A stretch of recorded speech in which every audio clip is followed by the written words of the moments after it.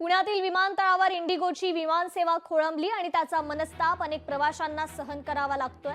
आता तर अनेक प्रवासी आपलं तिकीट कॅन्सल करण्यासाठी तिकीट काउंटरवर झालेली पाहायला मिळतात, तर विमान कंपनीकडून फक्त डिलेड म्हणून सांगण्यात येतंय। रात्रीपासूनच अनेक प्रवासी पुणे विमानतळाच्या बाहेर आणि आत थांबून 10 ते 12 तास काही प्रवासी थांबले होते, मात्र कोणतीही ठोस माहिती प्रवाशांना दिली जात नाहीये। इंडिगोच्या चेकिंग काउंटरवर मोठ्या प्रमाणात प्रवासी थांबल्याचं पाहायला मिळतंय।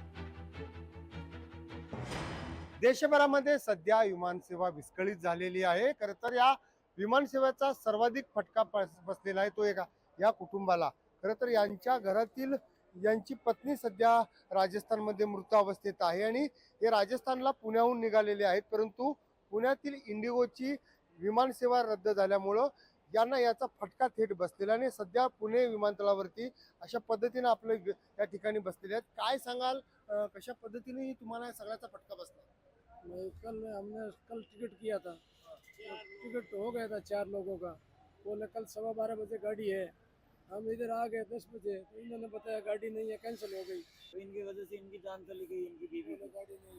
गाड़ी नहीं है। तो ये कल जाते तो जिंदगी को देख तो सकते थे, लेकिन आज अभी बॉडी उठाने वाला वहाँ कोई नहीं है और हॉस्पिटल के अंदर पड़ी है, वो यहाँ बैठे।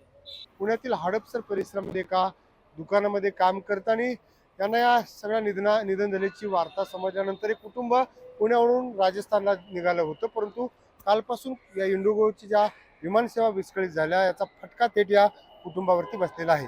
लोकशाहीसाठी मी चंद्रशेखर भांगे, पुणे।